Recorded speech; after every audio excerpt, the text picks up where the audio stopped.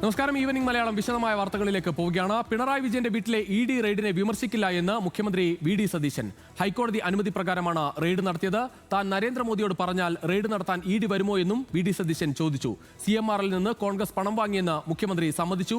വ്യവസായികളിൽ നിന്ന് എല്ലാ പാർട്ടികളും പണം വാങ്ങാറുണ്ട്. ഇ.ഡി. റെയ്ഡിനെ കുറിച്ച് പ്രതികരിക്കാൻ വൈകിയതിന് എപ്പോൾ മറുപടി പറയണം എന്ന് തീരുമാനിക്കാനുള്ള അവകാശം തനിക്കാണെന്നായിരുന്നു മുഖ്യമന്ത്രിയുടെ മറുപടി. മുഖ്യമന്ത്രിയുടെ വീട്ടിൽ നടന്ന ഇ.ഡി. റെയ്ഡിനെ പറ്റി പ്രതികരിക്കാതെ കഴിഞ്ഞ 2 ദിവസമായി 12 തവണ മാധ്യമങ്ങളിൽ നിന്ന് ഒഴിഞ്ഞുമാറിയ മുഖ്യമന്ത്രി ഒടുവിൽ മൗനം വെടിഞ്ഞു. പിണറായി വിജയന്റെ വീട്ടിലെ ഇ.ഡി. റെയ്ഡിനെ വിമർശിക്കില്ല. ഹൈക്കോടതി അനുമതി പ്രകാരമായിരുന്നു റെയ്ഡ്. റെയ്ഡ് എങ്ങനെ വേണമെന്ന് സംസ്ഥാന സർക്കാരിന് പറയാൻ കഴിയില്ല. താൻ പറഞ്ഞാൽ മോദി റെയ്ഡ് നടത്താൻ ഉദ്യോഗസ്ഥരെ അയക്കുമോ എന്നും പരിഹാസരൂപേണ മുഖ്യമന്ത്രിയുടെ പ്രതികരണം. പിണറായി വിജയന്റെ വീടൊന്ന് റെയ്ഡ് ചെയ്യണം നാളെ ഇ.ഡിയെ കൊണ്ട്. അപ്പോൾ ഉടനെ മോഡി അപ്പം തന്നെ ഫോണെടുത്ത് കുത്തി.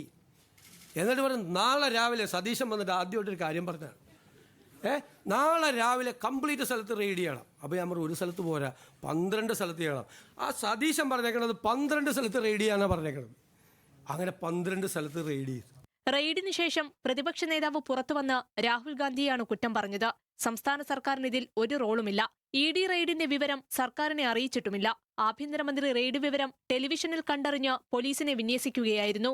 അന്വേഷണ ഉദ്യോഗസ്ഥരെ ആക്രമിച്ചത് കുറ്റകൃത്യമാണ്. CPIM അതിനെ ന്യായീകരിക്കരുത്.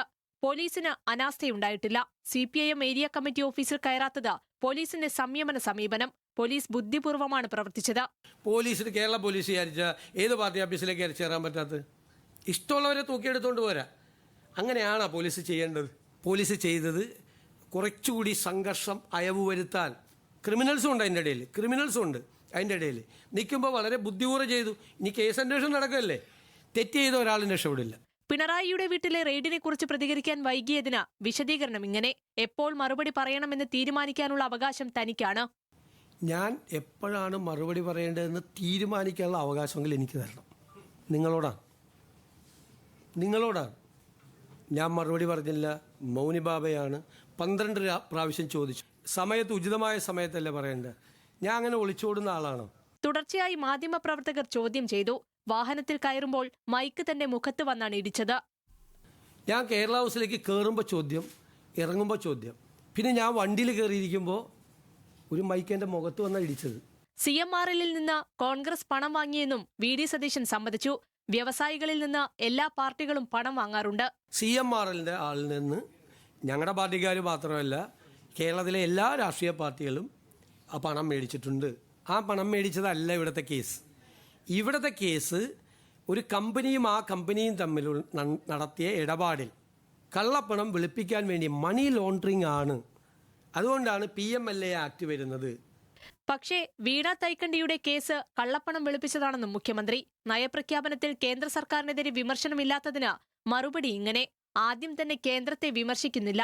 ഒരു കേന്ദ്ര ഏജൻസി അന്വേഷണം നടക്കുന്ന കേസിൽ, കോടതി അനുവദിച്ച് അന്വേഷണം നടക്കുന്ന കേസിൽ ആ അന്വേഷണം നടത്താൻ പാടില്ല. അന്വേഷണം ഇങ്ങനെ വേണം, അന്വേഷിക്കേണ്ടത് ഇങ്ങനെയാണ് എന്ന് ഞങ്ങൾക്ക് പറയാമോ? ഞങ്ങളതിൻ്റെ കോമ്പീറ്റന്റ് അതോറിറ്റി അല്ല. നയപ്രഖ്യാപനത്തിൽ നയരാഹിത്യമെന്ന് പ്രതിപക്ഷ നേതാവിന് തോന്നുന്നത് LDF സർക്കാരിന്റെ നയം പിന്തുടരാത്തത് കൊണ്ടാണ്. ഈ സർക്കാരിന്റെ നയം വേറെയാണ്. എന്നാൽ സർക്കാർ തുടർച്ചയാണ്.